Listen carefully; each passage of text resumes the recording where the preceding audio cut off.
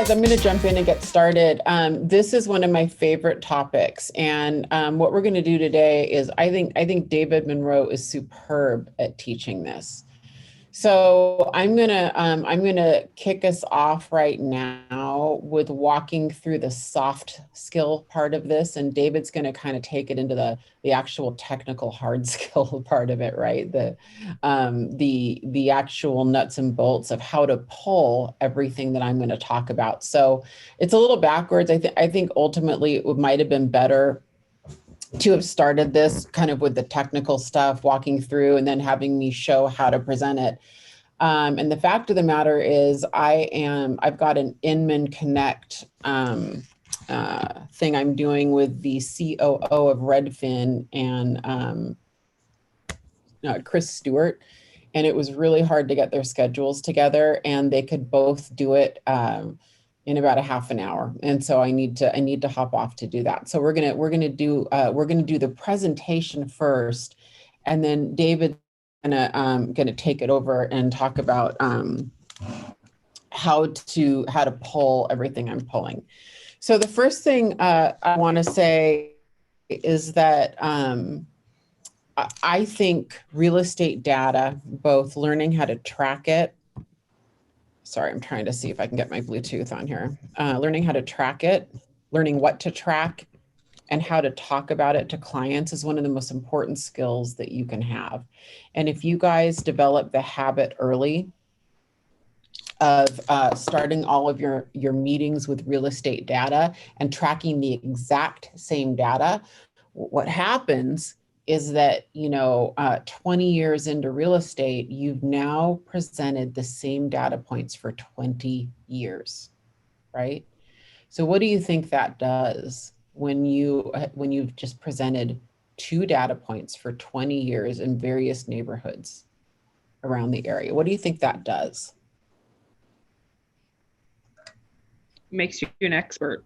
Yeah, that's right. Does it make you kind of just start spotting trends? I mean, when you've looked at that data for so long, if you're going on one appointment a week, and so basically, weekly for a decade or more, if you're looking at the same charts, granted they're different neighborhoods, but the same charts, do you think you just start instinctually kind of understanding and it just comes out of your mouth? Like you don't even know what you know what I mean? You don't even know what you know anymore, right? For those of you who have been joining us on our network-wide meetings, the first or the second Tuesday of the month, the reason people like Anton and I, Aaron Thomas is good at this, Ben Kinney's good at it. The reason that we can get up there and talk about this once a month without an economist degree is because we internally just have looked at this stuff for so long. We just feel super comfortable. Same with David Monroe, right? We don't have, I don't know, David, are you an economist? Maybe you are. You're smart enough. Not quite, but I'm trying to be. Yeah, right. I rest my case.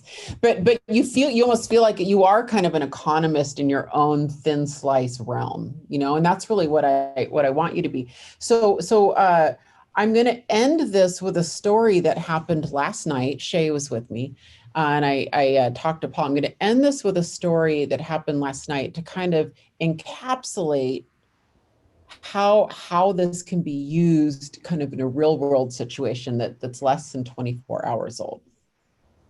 But what I'm going to do right now is, give me 2 seconds here. Oh, this is fun because I switched computers last minute. Let me pull up my outline. I've got a couple of VIA rules. You don't have to take notes at all, but if you were going to take notes, here's what I would do if I were you. I would write down VIA's 2 rules using data, and then I would write down VIA's 2 reports using data. Now, you don't have to do what I do, but you can at least take the concept of what I do and adapt it to yourself. You don't have to use the same 2 reports I do, right?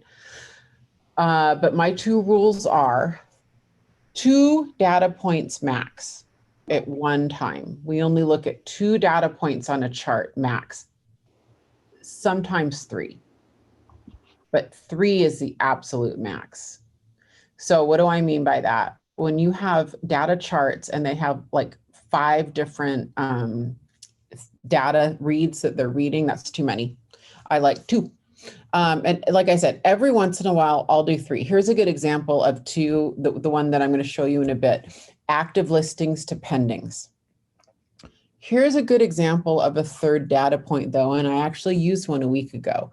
I did add in new listings. You know, there's stuff happening with the market that it felt like to me adding that 3rd data point to say, hey, you know, listings are trending down, but we're starting to see new listings potentially go up. That's interesting to me, right? And how they relate to pendings. But that's a very rare example. So whenever you're choosing, you know, what data program you want to use, InfoSparks on the MLS or Trend Graphics or whatever it is, it doesn't matter. David and I use Trend Graphics. It doesn't really matter, David. I don't think what they use, right? The point is that it, for me, just via rules, you know, David might have other rules and he's really good. 2 data points. That's what I like. My second rule is I use the exact same charts and data every single appointment. So it might be a different neighborhood, it might be a different zip code, it might be a different county, but it's the same thing over and over. Very few exceptions. I might add a 3rd, you know, every blue moon, but I use 2 charts. And those are the ones I'm going to walk you through. Why do you think I'm sharing that with you? 2 data points, 2 charts, that's it. Same data every time. Why do you think I think that's important?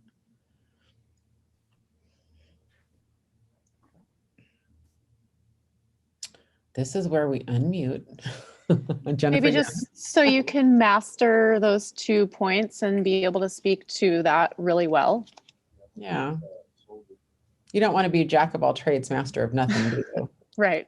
Yeah, you don't want to have 17 things that you're scattered about. You want to be the absolute like rock star master of 2 things, I think, for me anyway.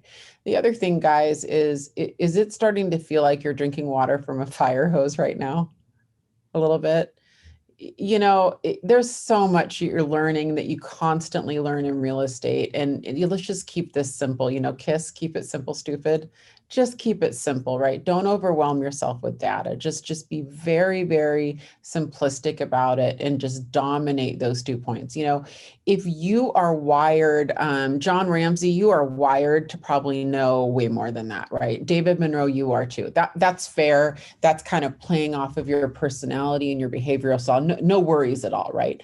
For a lot of you guys here, you know, you can at least start maybe with very simple, with 2 data points like me. And if you want to add to it, that's fine. So the 2 reports I use, and I only use 2 reports, are I use a 14-month active and pending, and then I use an inventory analysis report, and I'm going to go into it right now. So those are the only 2 reports I use. You could use price per square foot. You could use sales price to list price. You could use all sorts of reports, no right or wrong. I've just chosen my 2 things to master and that's it. You know, my 2 reports, ironically, it's really 1 report. It's really the same data that's graphically looks 2 different ways. So it's really, I'm very simple. 1 thing, right? 1 thing only. That has just stead me well in my career to keep it simple, right? If I overwhelm myself, then I'll start it and I won't stop it and the whole thing.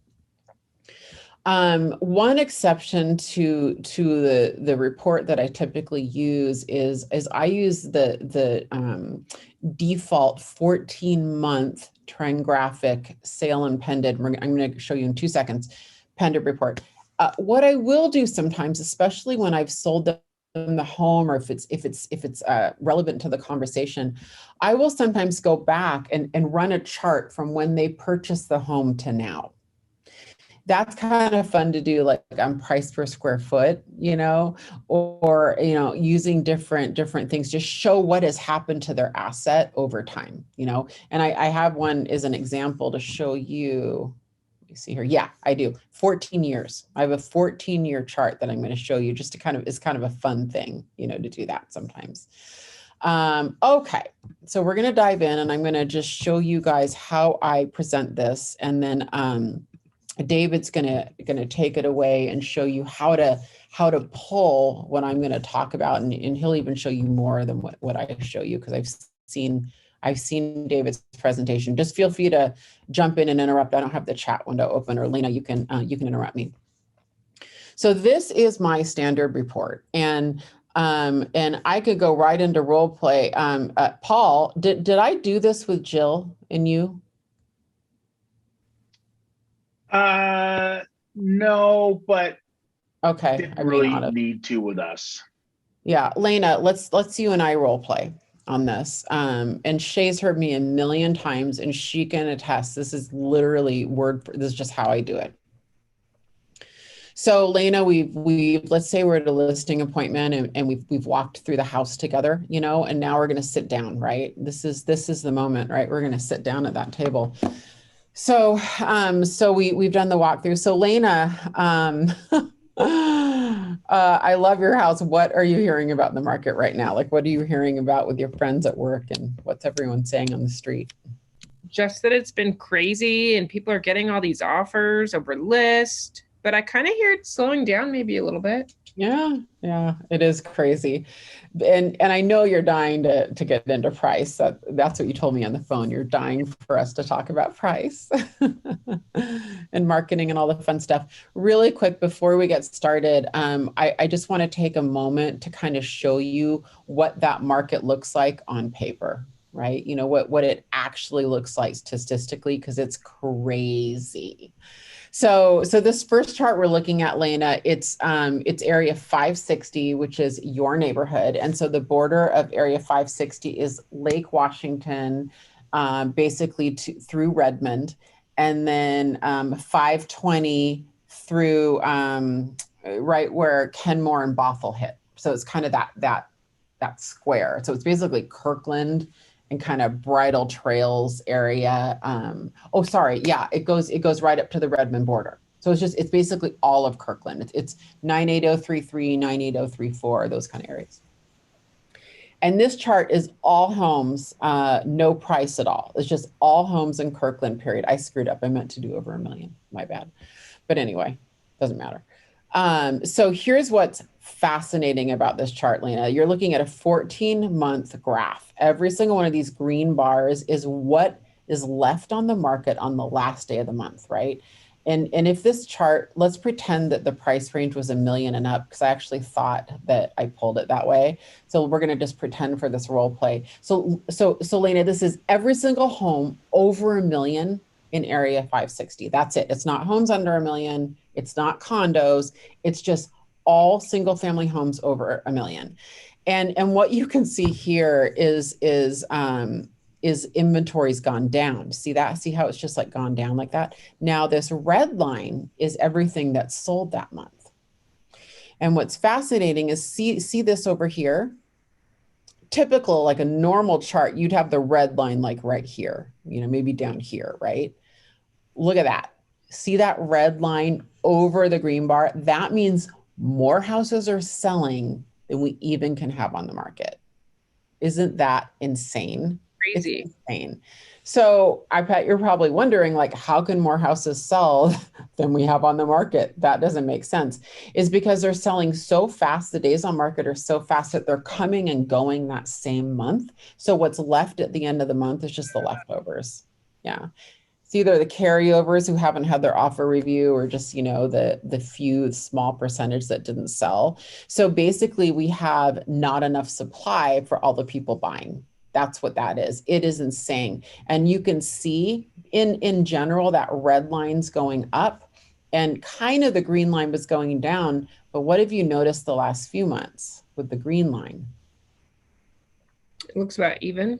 The green bars, I should say. Well, they're going up though. They've started going up since March, right? So we were kind of trending down since December, and now we might be going up a little bit in inventory, but look at the red line. The red line's just tracking right there with them, right? So if we had an analysis, what that tells me, Lena, because numbers and charts tell a story, if I had data to know, my hunch would be as these green bars go up, even with the red bars going up, we might be seeing slightly fewer offers per listing. We might be seeing that. I don't have data on that, but that is what it tells me. So it's a very, very strong market, but I do want to caution you that I'm starting to see some signs that the crazy frenetic nature of the market might be getting slightly modified. It won't reflect statistically, because the same number of houses will probably sell in the same period of time.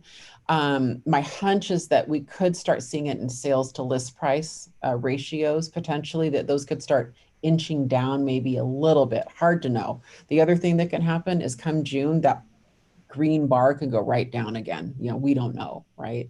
So it's a very, very, very strong market. This next chart that we're going to look at, Lena, is the same data in a different way. And here's what's fascinating about this chart.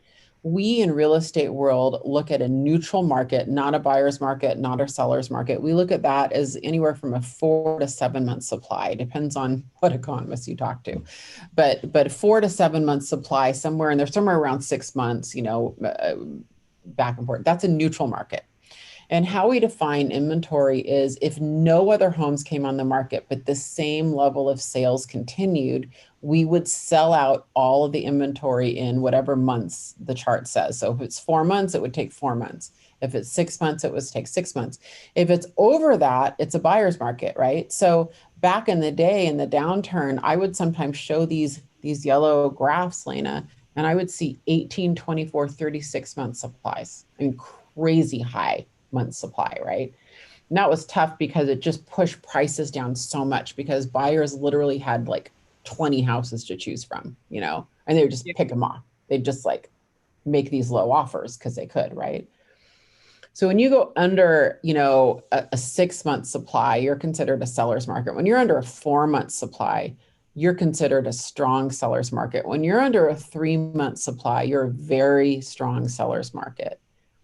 When you look at this chart, we have been at about 2 to 4 week supply, almost a year. It's an emergency. It's beyond even a seller's market. It is insane. And that is the environment we're in right now. And so the reason we're going over this now, before we get into price, is that the context of every conversation we're about to have on price is going to be based on this. Okay. Does that make sense? Yeah, totally.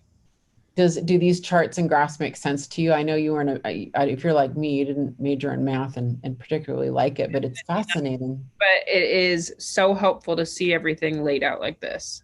Yeah, it's really fascinating. I'm going to break role play really quick before I'm going to go back to role play. What? Hermie's laughing. So any questions, any feedback, any thoughts before we kind of go to the next section? That Shay, is that what I sound like? Did I miss anything? No, it's just like we were having a real appointment. Yeah. I have a question. Mm-hmm. Do you ever get people that just maybe don't understand the graphs, or you just have to go into greater detail or explain more? A lot. Yeah, it happens a lot. So let's go back. Happens a lot.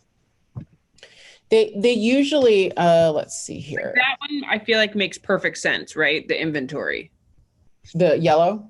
Yeah. What do they ask, Shay? Do you remember? You've never really had anybody ask us. Like usually when you go through it, they're like, oh, okay. Like, I don't know, all of the meetings we've ever been on, I feel like everybody's been pretty knowledgeable already on the market. And so we're just kind of solidifying that. They ask, you know what they ask a lot of, Lana? I'm just thinking, they ask a lot of the future. Like they ask a lot of like, where is it going? What does this mean for our house? What does this potentially mean for the future? I would say that's more what they ask. And they ask, they sometimes will ask specific, like, oh, wait, I see all the 14 months are there, and they'll kind of look at it, and we're kind of looking at it together.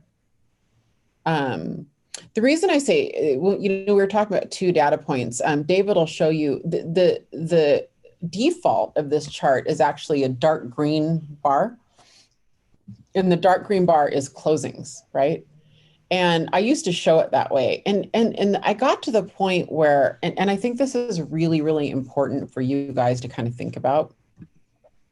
I got to the point where I was like, what do I really want to convey? What do I really want to show here? And I think that's a good lesson. Like, Why are you showing the data you're showing? You have to have a reason and an outcome behind it. And I got to the point where I was like, well, all that dark green bar meant is, you know, how many deals either failed or didn't fail on financing or inspection. It didn't really impact what I was trying to convey, which was, you know, which was at what price and what product is something going to sell. I was really looking for the acquisition market, you know, not the how what percentage are going to make it from mutually accepted to closing. Does that make sense? It's not relevant to me. What I'm trying to show here is where's the market. I'm trying to show a market, and I'm trying to show, you know, pricing and timing and seasonal decisions behind it. And showing closings isn't interesting to me. They lag. Pending sales are that month. So all I know is that a home listed at $1 million, you know, was compelling enough to go under contract. I think where you could poke holes in my little VIA rule, you should probably poke holes. I really ought to be using sales price to list price right now. I hate those charts. I think they're super hard to read and the numbers all run together, and I just don't like using them. So I verbally will say, you know, we're running at about 14% over list price in this neighborhood. You know, I'll usually kind of verbally share that data because I know that data. And David, maybe you can go into this when you take it over, you know, on the CMAs on the MLS. So I think that this does not tell the whole story. And if you're an economist watching me, you are appalled at everything that is missing from this. But this opens up a conversation and it frameworks me. You know, I'm in control. I'm the one doing the presenting and beginning the conversation. And I'm putting, you know, they're asking me questions and I'm already viewed as an expert. So Yeah. what about, so you're talking about sales to list price. I was thinking about like price over asking versus how many days on the market would that be? They have all sorts of data and you can get that a couple different ways. You can get it from the one line CMA, from the comps that you're pulling. You can get it from, you know, just MLS spreadsheets, you know, from their statistical analysis. You can get it from trend graphics. You can use all of it. And sometimes I do. This is how I start all my meetings though, and all my appointments. This really is, right? Yeah. Yeah. Can you hear me? Yeah. Oh, hey, Lori. Hi. I was just wondering, because I came in late, I was having technical difficulties getting in on my new Apple iPad, but so I went back to my computer. Anyway, did you start this by showing how to get the trend graphics? Were you you're part not. of what you're doing? Nope, that's next. Okay. So you're not, yeah, we're doing it backwards. It's backwards Thursday. Okay, thanks. Yeah. So really briefly, this is what it looks like. This is a good example of a 14-month chart that I might show someone for fun. Sometimes on a 14-month chart, I wouldn't necessarily show, this one's not as interesting. This is interesting because this is showing, let me pull it back. That's showing inventory supply. So as an example, you know, when these guys bought their house in Kirkland, it was like right here. It was like a little at the tail end of that. It was like right here. It was like right here, I think. And what's interesting is I can say, look, you had about a 9-month supply because when they bought their house, it was like late 2007 into early 2008. Y'all remember what was happening then? The market was shifting, right? So it's a really good conversation to say, hey, you know, Lena, when you bought your house, do you remember that? There was like a 9-month supply and you could take your time. You remember that? We looked at 3 or 4 different houses and, you know, whatever. Now look at that number. And it helps kind of their memory, you know, oh, that experience versus this experience, you know? And so I do like to do that, you know, sometimes where I'm kind of showing them that. Price per square foot's fun to do on this. Anytime you want to contrast, especially if they're going to buy as well, and you're trying to kind of, you know, lay them up for how the market looks different, if that makes sense. Mm-hmm. Okay, let me just check my notes really quick because I just want to make sure I'm giving you my scripts. feel like I'm missing one. Shay, am I missing a script? Well, I wanted to end with a story, but am I missing a script or anything? Oh, not that I can think of. Okay.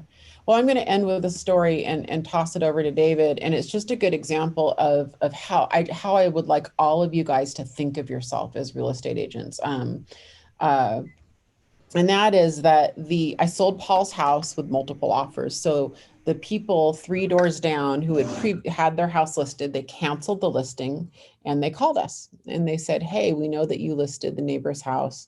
Would you come over and take a look at our house? And we didn't, ours got one full price offer. And we're confused. We don't understand why, what you did and whatever. So Shay and I went over to their house and I said, well, how did you choose your last agent? And they said, well, we ran into him at Home Depot. He was someone we kind of knew. And he listed it for, a big, huge discount. And the wife said, I took the pictures on the iPhone and, we weren't sure what we were going to do. And next thing we know, there's a sign in the yard and it's listed, right? I said, wow, did you guys, what made you arrive at your price? And she's like, oh, I don't know. I just got on Redfin and Zillow and kind of thought that was a good price. And I'm like, okay, what's behind this decision to sell your home? If you guys don't mind me asking. I should say we had already gone over Trend Graphics. So we had done the walkthrough and we had gone over Trend Graphics. And I said, what's behind your decision to sell your home?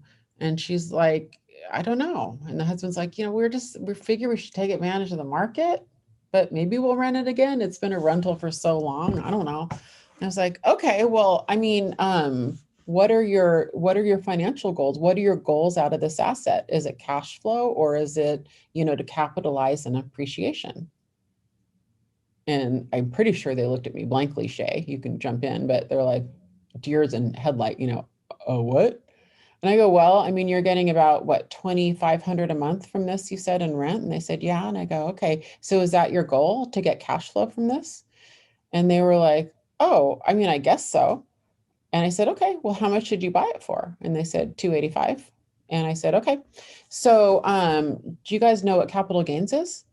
And they said, yeah. And I said, okay, you probably have another year or two before you're going to be hitting against your limit. Have you thought about that? Oh, wow. And I'm like, so you have a couple options. One of them is you can just never sell it ever. And it just is what it is. And you just, the asset's amazing and, and you have it for 30 years. Nothing wrong with that. The other option is to do what's called a 1031 exchange and trade this for another asset before you have to pay taxes on it. And you have a little time. You're probably not going to hit that this year, but I bet you in a year or two you will. They were like, what? And I go, yeah, and I'll go farther. You're getting $2,500 a month on this. You're probably going to net about $400 at this point. Have you considered going to getting a triplex or a fourplex maybe in Spokane or somewhere where each particular unit's getting between maybe $800 and $1,000? You might be able to get $3,000 or $4,000 a month, and you're getting $2,500 a month on this right now. And they had not even considered it. And they were like, no one's told us about capital gains. What? Like what? And so I said, I think it's a great conversation for you guys to have for your accountant. But I think more than anything, because you guys told me your phone's ringing off the hook because you canceled it and every agent in town's calling you. I think more than anything, if you guys don't mind, I'd like to share some advice with you. And they said, what's that? And I said, you need to make the decision whether you rent this or sell this based on your goals, not the market. This needs to be based on the outcome that you guys want. You need to make some decisions. Do you want this to be a cash flowing asset? Do you want it to be just an appreciating, whatever you want, this has to be based on that, right? The market's going to be fine. You're going to get a great price from this home in the next 1 to 3 years. You're going to do fine. You owe $200,000 on it, right? And there's other factors in this decision that are going to affect your retirement and your portfolio that I think you should start looking at. And I think that the reason I wanted to end with that story is because presenting data and understanding what we're doing, that's the kind of advisor we need to be. because every other agent, you guys, is calling them, giving their cheesy Mike Ferry scripts to them, and all the weird expired, canceled stuff that people do when they call. And I just doubt anyone's having that conversation with them, started by Trend Graphics and going back and doing a 15-year graph on when they bought the home. All right. That's all I got. Any questions before I go? Very quiet. Have they decided yet what No. they're doing? No, I told them I don't think they should list right away because they kind of screwed the pooch between us. So I recommended that they wait till Paul and Jill's close, and that we have that on the record, and that we talk about listing that week. I bet they go to you though, whatever they decide to do, because Whether they do or not, they should sell. They should sell right now, and they should trade that. They should 1031 it is what they should do, but we'll see what they actually do. Yeah. Good question. So that's my goal, though, is that you guys are getting to the point where, that if that conversation didn't make sense, that it does make sense. And if you stick around and keep going to Ben's stuff and my stuff and Lena's stuff and David's stuff and John and Paul and Lori's and all the people who teach, if you consistently go to all the stuff, give yourself 6 months and you will be talking like that, because we all talk like that. And so you're in you're in a good company where this is the kind of training you're getting, right? Is a deeper, more consultant advisor type training than other brokerages, I think. So have fun, David. Thank Take it away, you. my friend. Thanks, Via. All right. See ya. All right. Paul raised his hand. I had a quick comment. The consistency of looking at data over time, it's amazing how it just kind of filters in.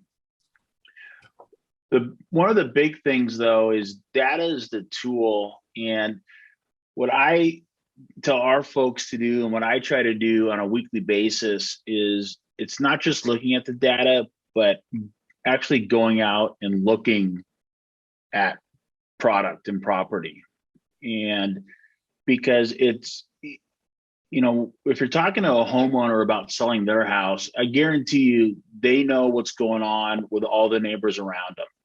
And if we haven't gone out and looked at the entry window to a neighborhood or what's right behind, and we're just basing it straight on just what the trends are, what the average price is or price per foot or whatever, we can miss things. And so, taking the data, being diligent about that on a consistent, for me, it's a daily process, but then going out and looking at what's out there on the market, seeing what's closed, what's pending, what's active, that actually brings, for me anyway, that brings the numbers to life, and it's invaluable. It going out and physically looking and walking and touching and feeling homes, because that's what we do. It brings it all in. And so it's, again, the broken record is it's all the stuff. It's consistently looking at numbers and trends and data, but then going out and previewing and looking and thinking about, I'm going to a property. What's the window like when I'm driving into a community or a neighborhood? All those things are of huge importance. So that was my 2 cents. Yeah, thank you for mentioning that. That's in fact, one key thing about that is statistics that we talk about, like trend graphics, really is a little bit of a lagging indicator of what happened in the market. And when you go out and actually look at properties, you get to see what's happening in the moment. And I'll tell you, I always talk about there are five things to measure the pulse of your business. First 2 are previewing and showing and market stats. but they're together. You can't be one and not the other. It does have to be both, because you will spot a shift in the market by being out there. You'll spot a shift that happened last month on trend graphics. But the important thing about the stats and trend graphics or info sparks or whatever you're using is that you will learn how to spot the trends. You'll know that whether we're in a super ultra hot market, just a regular hot market, a buyer's market, whatever, the trends are similar in any market. It's just different highs and lows. And so we're going to talk about that as I go through this, and some of the stats that I like to hone in on. Now, Via had mentioned, well, actually first, just to back up one step, how many of you have been in the business for 6 months or less? How many? Okay, got a handful. Okay. So this next comment is specifically for those of you who have been in the business for a short period of time, and then we'll back up and include everybody. If you want to get some credibility with your database, with your sphere of influence, this is a great way to do that, is to start understanding the market to a point where you become an expert. And this is something you have control over. You may not have control over how much experience you have as a newer broker, but you do have control over how quick you become an expert in the market. So now back up to include everybody here. I'm going to go over some of the data points that I like to focus on. Via mentioned she likes to focus on too. I'm the same way. I focus on a little bit different ones, and you guys will also may decide that there are certain ones that you want to focus on that are even different than what I'm talking about. The important thing is find the data points that you can really buy in on and latch onto and become an expert on and perfect the conversation, master the conversation around those particular data points, and master the conversation in a way where it actually has meaning to the buyer or seller that you're talking to for their situation. And so what I'm saying here too is sometimes the conversation around these data points that we'll talk about is different for a seller than it is with a buyer. And so just know when to have the conversations. There are some conversations that you'll have seasonally, and we'll talk about those as well. Like a conversation that I might be having with a seller in October, November that I would never have now. And so we'll point out those as well. All right. So I'm going to, actually, let me go here. I'm going to share. Let's share so you guys can all see. All right, there we go. And let me adjust my screen here so I can see some of you guys as well. There we go. Perfect. Okay, so we've got about 45 minutes here. And so I'm gonna work on covering as much as I can in 45 minutes. I'll go back. I might do some stuff out of order here because there's some setup stuff that you'll want to do that I'll actually come back to if time permits. Because the stuff I'm going to tell you before that is stuff that you may not just figure out on your own. So I'll leave the stuff that you may be able to figure out by, clicking around on your own. We'll save that for last if we have time. Sound good? Good? Okay, awesome. All right. So is there anybody that does not have access to trend graphics, who's never logged in? Okay, a few of you. Okay, so that's where you'll want to. Usually, it's going to be probably your agent services coordinator, maybe your MCA at your office can get you the login. Also know too that I believe most of the offices, what they're doing is if you don't use it, if you get your login and you don't use it for a long time, they'll give your login to someone else. In other words, they'll disable your login because they pay per seat. So know that if you get the login, pull it up every so often and run the stats. It's good for you. Okay. So I've pulled up the graph. Actually, let me make sure this is the Okay, there you go.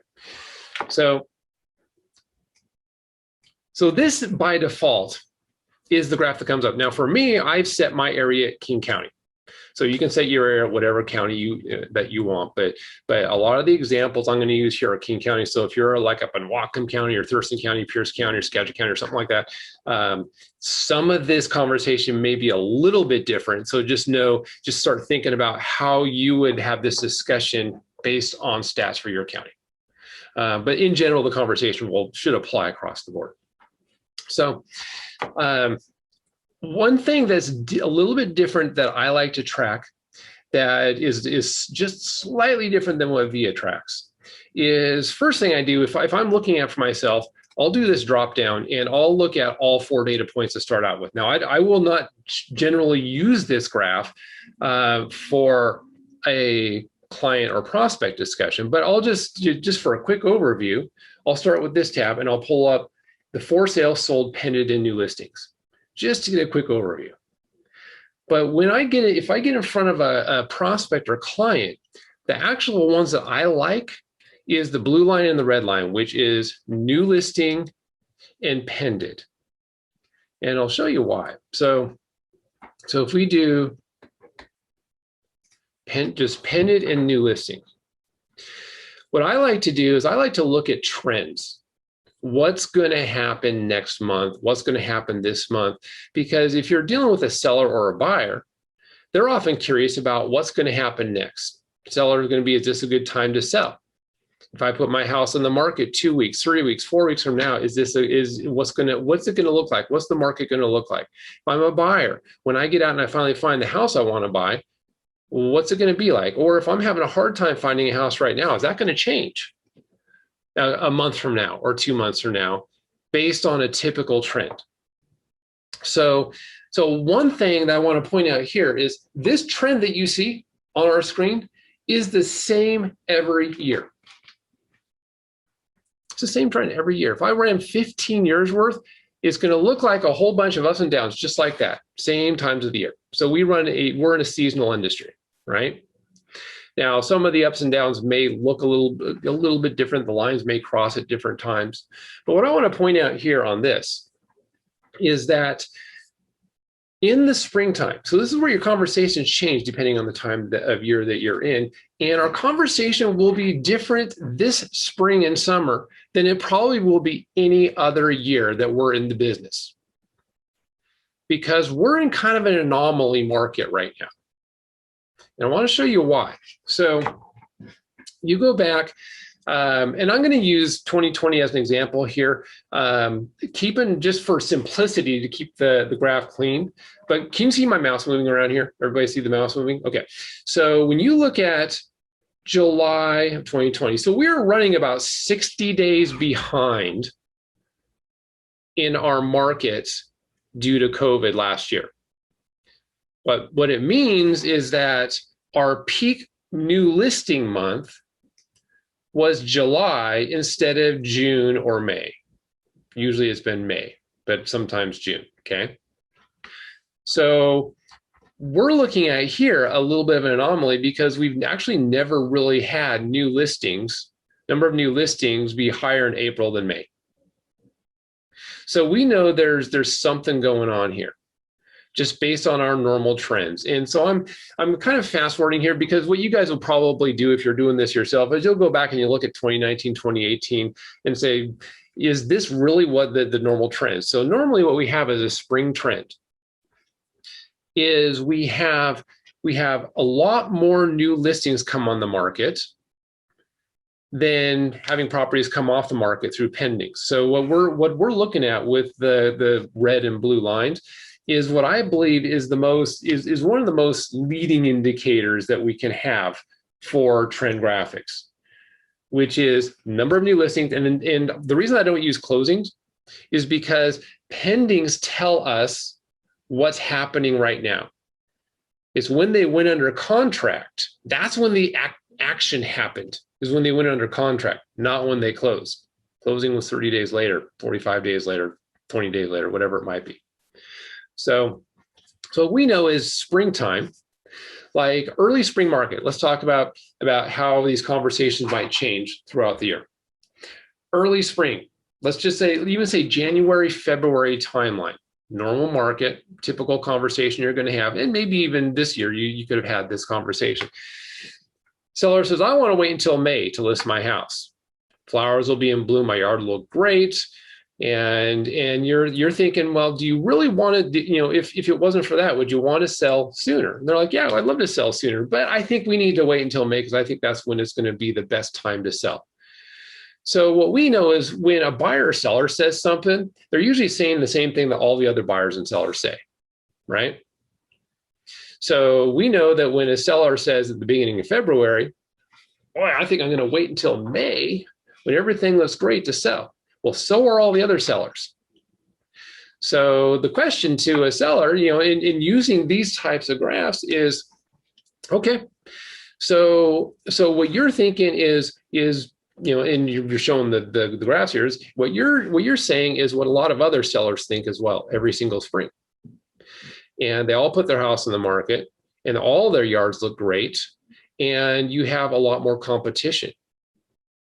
So the question is, it sounds like you wanted to sell right now if you could. And the thing that's holding you off from selling is you think you need to wait until May when everything looks the best because that's when you'll get the highest price. So my question to you is, do you want to sell now when there's less competition or in May, June, when you have the highest amount of other seller competition and other selections that buyers can choose from, right? Now, one thing that's a critical part of this conversation is, as I asked the seller to begin with, if it wasn't for this thought of your house looking better in May, would you want to sell now? Right, because they may have other conditions. So if they're like, yeah, no, if it weren't for that, I'd sell now. If I felt I could get top dollar today, I'd sell today, right? And so that's a conversation you can have. You can show them that look, we've got during spring and summertime, we have a lot more houses coming on the market than coming off. And even if you wanted to pull up, pull these back up where you have for sale as well. You can. This is COVID period is probably a bad period. Normally, you see the green bar, the for sale, go up and up and up, and with September actually being the highest inventory month. This was an anomaly that you see here.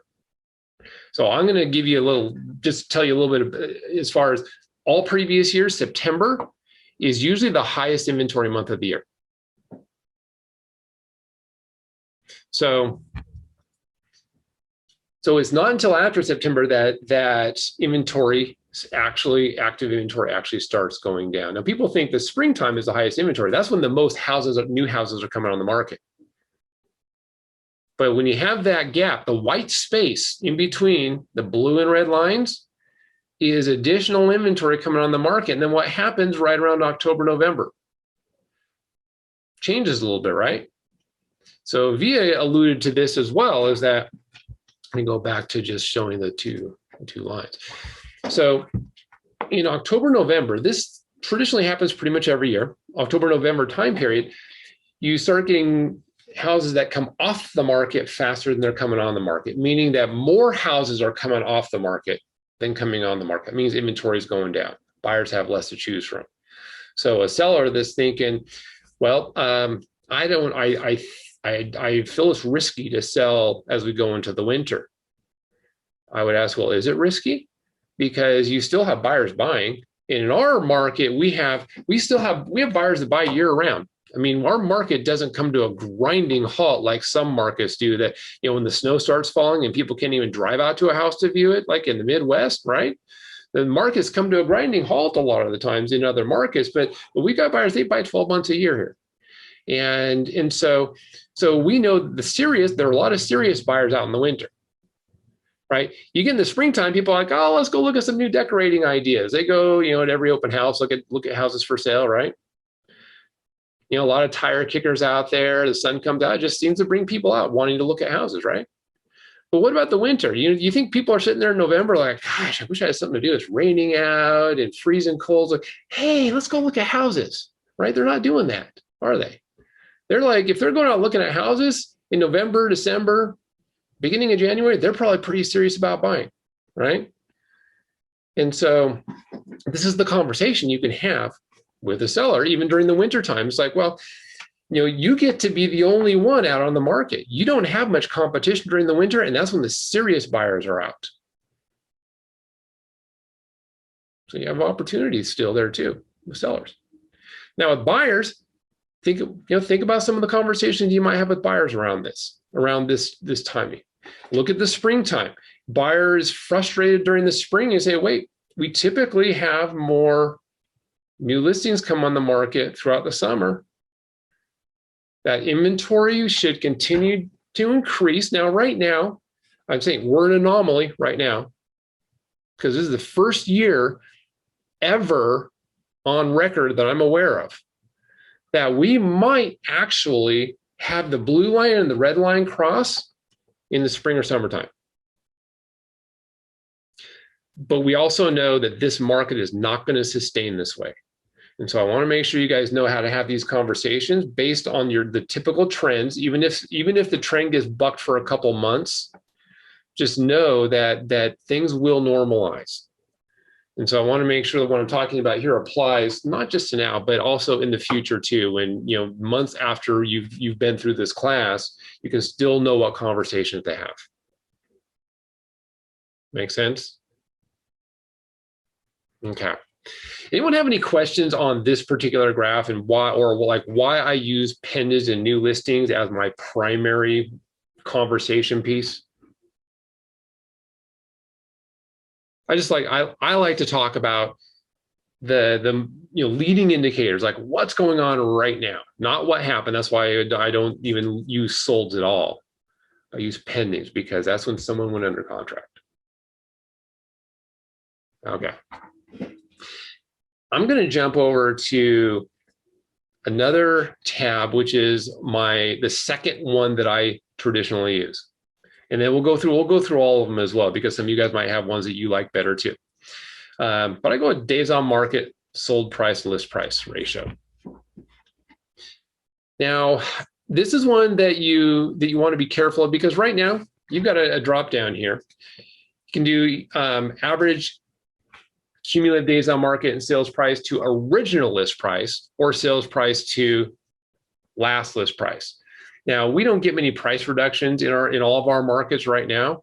So both of those will show pretty much the same thing.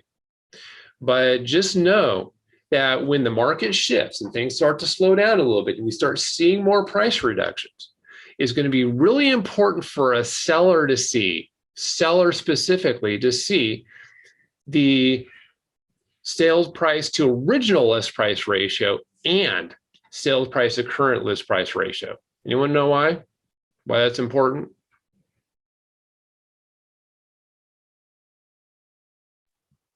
Can you repeat that? So with a seller, when the market starts to slow down a little bit and you start seeing more price reductions in the market, why would it be important for a seller to see the difference between the graph of sale price to original list price ratio and the graph compared to the graph of sale price versus last list price ratio? Last list price meaning the price that it actually went pending at and sold at. So they can have a better idea where to list their home and get better results. Yeah, well, and it'll tell them too. It'll help them understand that, because what will happen is when you start seeing price reductions, that means that sellers are overpricing. They're pricing higher than they should, right? And you start seeing the difference in the graph, and it's like, oh, okay, well, what we're seeing is that there are enough price reductions going on now that if you price it wrong, it's going to sit on the market. And one thing too around this that I'll mention, that there is one piece of information that is not on trend graphics that I like to look up if the market starts to slow. Now we feel like we're starting the market's starting to shift a little bit, but if we really get into that shift where things start slowing down a little bit, even some of this information is going to be kind of past tense a little bit. And so one other data point that you might want to start tracking if you see the market continue to slow down is you have to do it in Matrix, and you have to basically go into the market reports. And what you're looking for is the average days on market for active listings. So what we see here, average days on market, 11 days for King County, the example that we're using here, 11 days on market, those are for the ones that actually sold. And the 11 days on market is indicated here after it has sold. So in other words, you have to rewind. So you look at something that closed May 15th, probably went under contract around April 15th, minus 11 days, means it went on the market on average probably around the beginning of April. Right now, here we are in June, right? We're in the middle of June. That's a lagging indicator bit, isn't it? That tells us what happened almost 60 days ago, doesn't it? So if you guys go into Matrix anytime, in fact, let's have some fun with this. I'll show you. Let's go into, oops. So this is showing how much over list price, the percentage over 100%. Is that correct? Okay. Correct. Yeah, like 8% above list price on average. Yep. So I'm going to go in here into Matrix real quick, and I'm just real quick show you, because this is one data point that Trend Graphics will not give you. You go into stats and market reports. So if we go into market reports right here, I hope I remember which one it is. It should be the just area market survey. So we do the very first one on the list, area market survey. Anybody know this stuff existed? A lot of people don't. So what I'll do is I'm going to pick a county. I'm just going to do King County because that's along the lines of the graph that we're using in Trend Graphics. And then I'm going to say active listings only. So let's check active. Active, King County. And then I'm going to say generate report.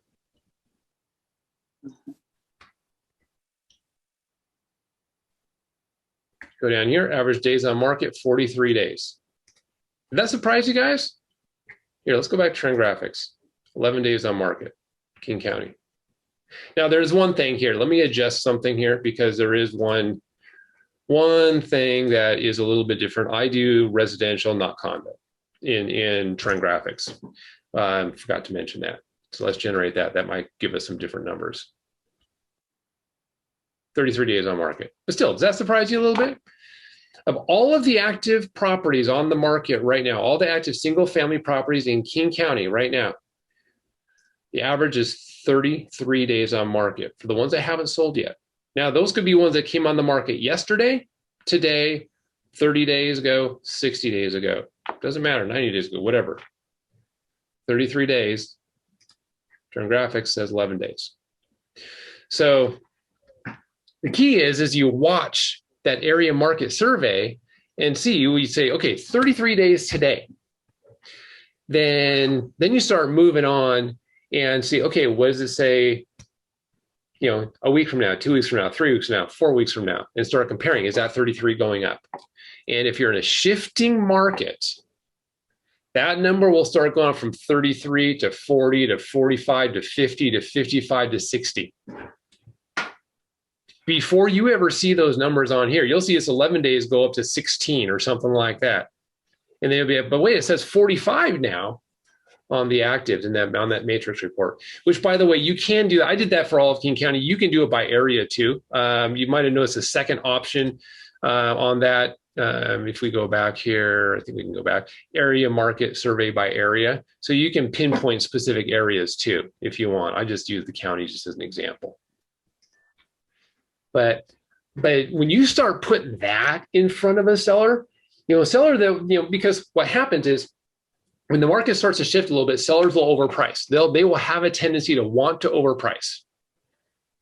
And especially when sellers have been getting high prices for a while, traditionally every July, end of July, August, sellers will traditionally price their houses too high because they've seen the spring rush. They see all these multiple offers, stuff getting bid up. And they're like, well, gosh, I could just ask whatever I want and I'll get it. And you want to show them that's not necessarily the case. Like, hey, yes, we have 11 days on market in King County right now. Show them that area market survey and say, however, those are the ones that sold. Those were the ones that were priced well enough to sell. You feel like our market's hot, 33 days on market in King County for the properties that are active right now. You think that might help put a seller, give a seller, an idea of where they really are, and maybe pull them back a little bit and say, do you want to be one of those ones that's priced your house high enough that buyers just completely skip it? You don't want to be that one. That can happen even in a hot market. Sellers and even some of their brokers stop believing that you can overprice a house, but you can. It's possible. And especially as our market starts shifting back, we're gonna need to have these conversations, because the sellers will be the last ones to figure out that the market has shifted. Realtors will be the second to the last. Buyers will be the first to figure it out. And what I mean by realtors, by real estate brokers being the second to the last, is you will see a lot of real estate brokers in denial from other companies, of course, that are in denial about our market slowing down when it does. That is when you can grab market share. You use this information to start having conversations with your buyers and sellers, or buyer and seller prospects, especially buyer prospects that had their agents tell them, oh, market's, this isn't a good time to buy. Market's slowing down, it's going to crash. Right? We had that in 2018, real conversations. We had a number of people in our coaching program get new clients in 2018 because their brokers said, oh, you better hold off. And our agents came and said, hey, this is actually a pretty good time to buy. You should get in there right now. Here's why. And showed them the stats. And the buyer's like, okay. And they went and they bought. Stole a client, basically. Stole, right? So but that's what this information, being armed with this information, gives you. 108% sale price to original list price ratio right now. So on average, King County, 11 days on market as of May, selling on average 8% over asking price, on average. Why does a buyer need to know that sell price to list price ratio? Why is it important for a buyer to understand what that means? They have to know whether they're going to be competitive and whether or not they're going to have to come up with additional down payments, because there's no way appraisals are matching that sales price. Yeah, exactly. Well, and it's a lot easier to show them the buyer here, this information right now, rather than when they're ready to write up their first offer and they're like, yeah, let's just ask that, let's offer $5,000 over asking price on an $800,000 house. That they're going to have, the listing agent says they've already got 6 offers on, right? So it lets them know that this is the average. This is the average, right? And so here's one way that you'll see. Then again, this is a little bit of a lagging indicator, so we might already be in the shifting market before you really see this, but this will confirm it. Is when you see that 108, in this example, 108, when you see that for the larger areas, say the county, for example, when you see that start to drop down to 106, 105, and you start seeing stuff not go quite as high above asking price, that means there are a lot fewer buyers out there, and the market is starting to taper off a bit. And that's how you'll know, kind of after you've already entered the shift, that you're in a shift. The first way you're going to see the shift is you're going to be out showing properties, and you're going to be like, oh, I can get a showing in on showing time on this one. And I didn't have to find a half-hour slot 2 days from now to get in. There just won't be as much activity. That's where you have to get out there. But this is going to support that. And this is what you put in front of the prospect or client so they can see what you're feeling, right? So you're feeling it out there. You're giving them the numbers here to support that. That makes sense? Okay. also too, one thing, and this doesn't relate as much to today's market as it will say next February's market. In fact, let's do this. Let's go back to, actually, let's do like 2 years ago. So let's go from March 20. I'll show you what is likely going to look like the next year.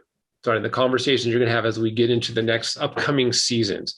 So we'll do up to May 2019. And I'll show the chart. So this will give you a better idea of what it traditionally might look like as far as the direction of the graph. Okay, this is normal. What you see here is a normal market as far as days on market. February is almost always the highest days on market period. So it was kind of the same this last year, but this shows it a little bit more defined, so you guys can see it a little bit better. So someone might look at that, a seller might look at that and say, well, I don't want to sell in February. That's where the longest days on market is. And if you're the only person, you will probably be the only person to tell them this if they see this, is you'll say, well, so 60 days on market, what we have to do is that's based on when the property sold. So the property sold, went from pending to sold in February. So let's go back and figure out when that property was first listed. Again, let's take middle of the month, middle of February, February 15th. Subtract 60 days, which is days on market, right? So now what month are we in? We're in December, right? So December 15th. Minus another 30 days because it was 30 days of closing period. So we're really going 90 days back. Now we're in November. We're in mid-November. That 60 days on market was for the properties that went on the market in November, not February. So using that same logic, let's move ahead to April and say, oh, would you rather, with 35 days on market in that particular comparison, instead of 60 days on market, with 35 days on market be better, because that's what we're looking at right now if we list right now. That's the type of conversation that you're going to be having with sellers next February. So it's, and that will be the only time they'll ever hear that, probably, is from you. They'll be like, oh, wow, it really looked like February wasn't the time to sell. But based on this information and what you just told me, that makes sense now. That I should probably be looking closer like April, because for something that's sold mid-April, subtract 30-ish day closing period, subtract 35 days on market, and now you're talking February, right? They listed in February. So this is the stuff that will win you the client, because they're not going to hear this from anyone else. And especially when you can show them something that they may not have figured out themselves from the graph, that's where you're going to win. That's where you're going to win them over. So let me go back. We'll go back to our original one there, and we'll sold price. Okay, this is where we were.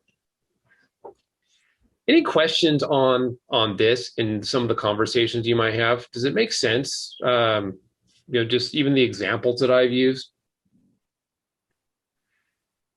Most important thing here I on these graphs really is always ask yourself, what does this mean to a seller right now?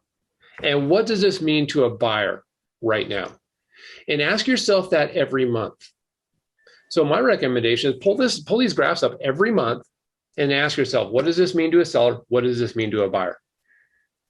What are the pros and cons of a buyer or seller moving forward in this market right now based on this information? Because that conversation will change each time. There are some times where you won't use a particular graph to show a buyer or seller why it might be a good idea for them to move forward in that particular time. Sometimes you'll be able to show them and it'll be like, wow, it's pretty obvious that it's time to sell right now, right? Or whatever it might be. But you're using this to essentially help them do what they originally wanted to do. A buyer that says, I'm afraid the market's going to crash, you just need to figure out, but if you didn't think the market was going to crash, would you want to buy now? Yes. Okay, great. So let's talk about that, right? That's what you're doing. You're using this to support what they actually want, not what you want. It's what they want. Make sense? Okay. So let's move over to, I'm going to skip over to, oh, Lena. I just think what you said is super important to remember, that it's about what they want and supporting what they want and proving that, and not what you think or want. Yeah, these conversations don't work if they believe you're using these to support what you want, not what they want. Mm-hmm. So even no matter how good you are at this, if they don't believe that is for them, then yeah, the conversation doesn't work. So jump over to months of inventory. Now, Via showed this briefly. There's one thing that I like to do, is a slight variation of this when I use it. So what I showed you, the two graphs that I use, so just kind of as a review, the two that I use, this is the one I use, number one, and I use this one. These are my two primary ones. Now, occasionally, if needed, I might pull up a third one and kind of have this in my back pocket, so to speak. Or there might be certain periods where I might use this instead of one of the others, if it supports the conversation I'm having with the buyer or seller. One thing I'll do on this is, instead of based on closed sales, I always want the most leading indicator possible. Even though technically this is all lagging indicators, I want something that's as close to current as possible. So I like to do months of inventory based on pended sales, because that's based on when the action happened, when a seller accepted a buyer's offer, which is the most current thing that occurred, not what happened 30 days ago. So I pull this up, and right now it doesn't change it very much, but when a market's shifting, those two graphs will look a little bit different if the market's shifting fast. So we have in King County, 0.4 months of inventory based on pending sales for single family. Pretty short. So it's like 12 days or something, right? Pretty crazy. Do we ever think we'd be there? So, but anyways, I don't have a lot of conversation around this unless we're talking about scarcity or something like that, or how fast stuff is flying off the market. Usually don't talk a lot about that. I'll show you, well, actually, before I get into these other ones, I want to kind of second something that Via had mentioned as well. You see me doing this on the county level. I'll usually do it once on the county level, and then I'll pull the same information on a smaller, like, neighborhood level.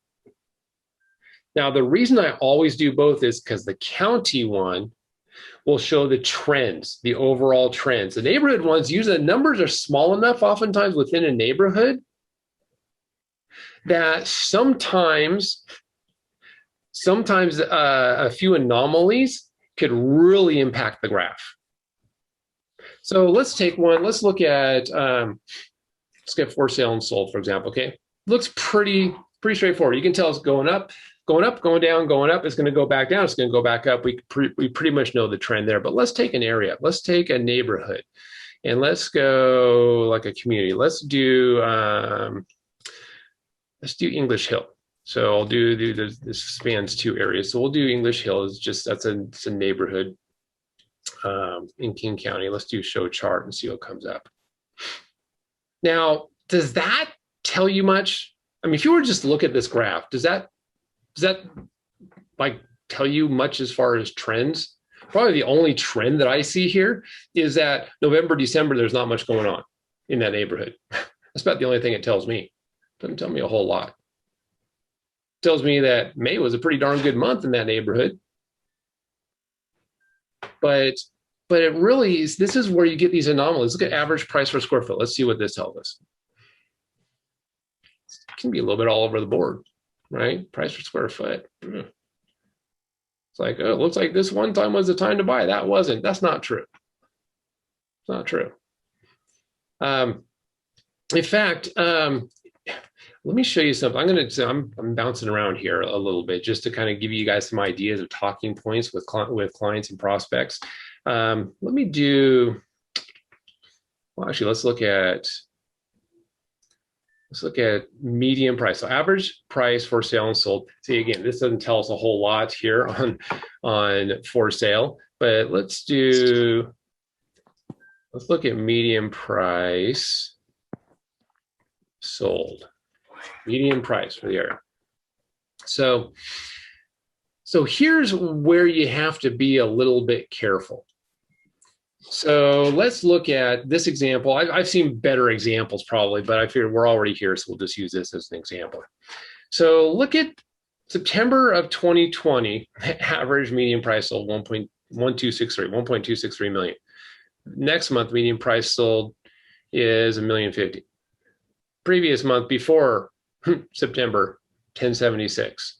It's like, wow, I wanted to be the lucky one that sold in September. That's not true. Do you think that market there really changed that much from August to September to October? Answer no, didn't change. Why would the median price? Why would we have gone from 1.28 million to 1.55 million from April to May? Do we know that the market went up 12, 13% in 1 month? Did it go down 20% in 1 month from September to October? How will we explain that? So the important thing around this, especially about as far as a neighborhood is concerned, and you could see this on the county level as well, by the way, is median price means that half the houses sold for above that price, half the houses sold for below that price. So here's one thing to understand, and this might feel like I'm throwing a lot at you all at once, but it might settle in over time. High-end homes. Who knows what months of the year there's the majority of high-end homes are sold? Luxury homes. The hottest period of every single year for luxury homes.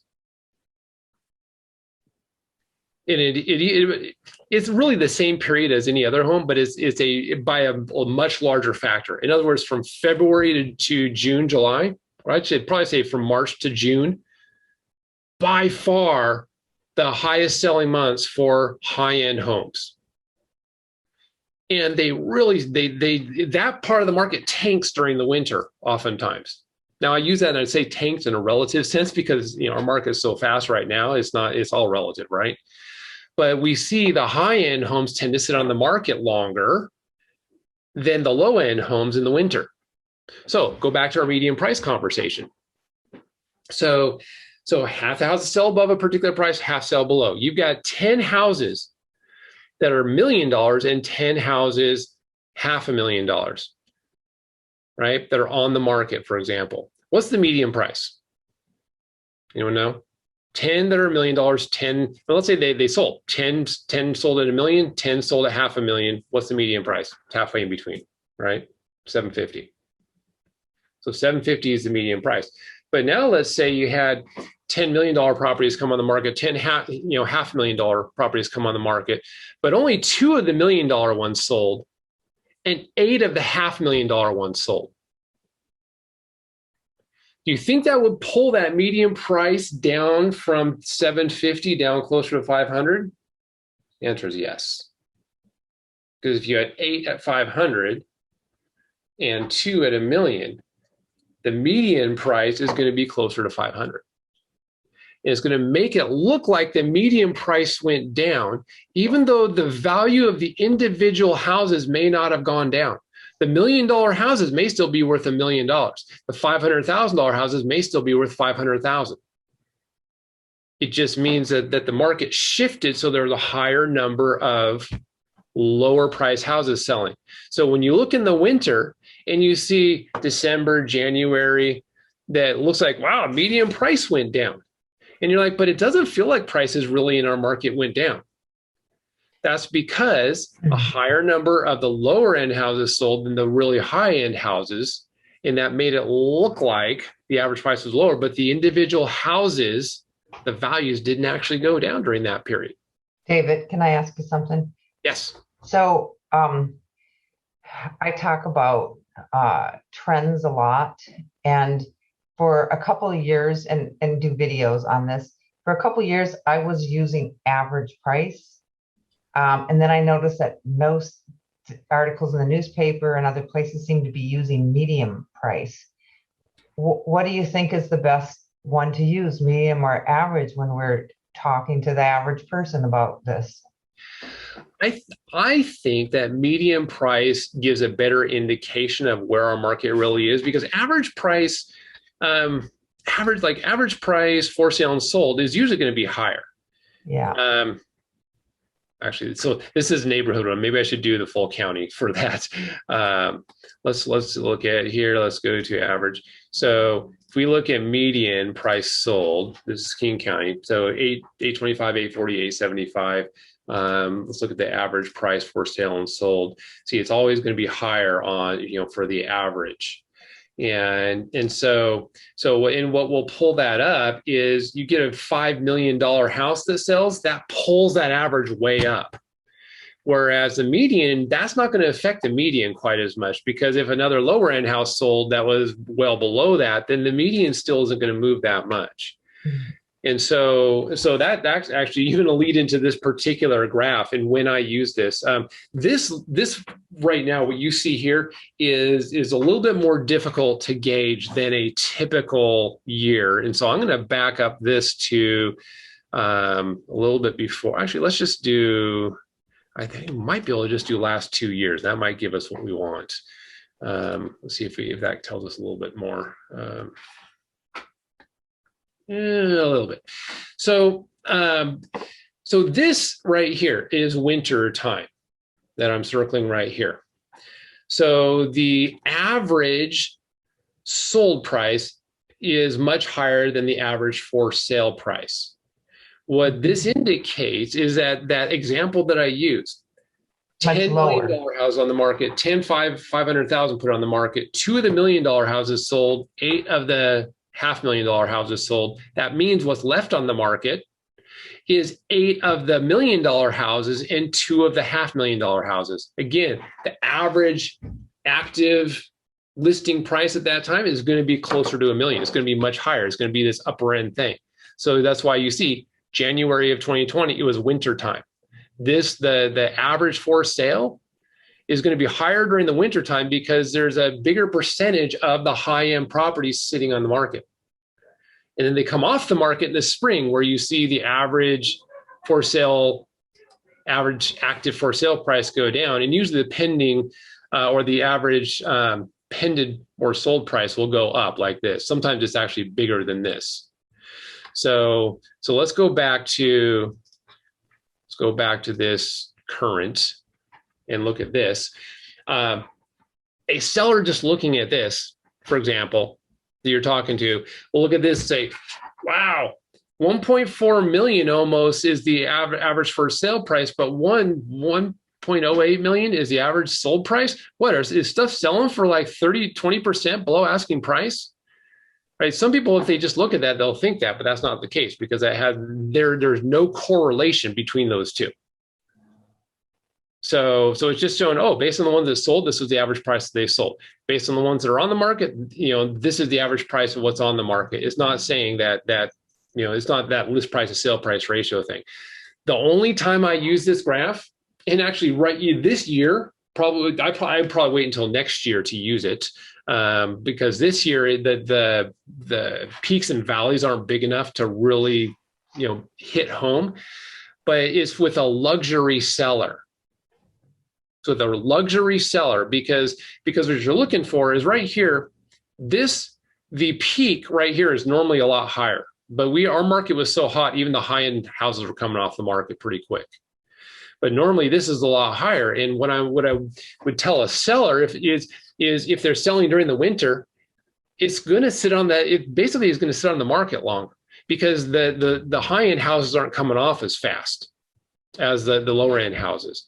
And I'm going to use this to also demonstrate in a typical year that the springtime is when the luxury homes are going to come off the market. So if they're not in a big hurry to sell and they want it on the market for a short period of time, this is one of those instances where waiting till spring might be the thing to do. Depends on their situation, right? Depends on the house, depends on the price, depends on the area. But usually for the higher end houses, the vast majority of them sell Marchish to July-ish. So, all right. We've run out of time. Before we just end this, I know I bounced around a little bit because I wanted to get important pieces of information to you that you can use as discussion points with your prospects and clients. Was there anything that I might have gone too fast on, that didn't really hit home, that you weren't quite sure on?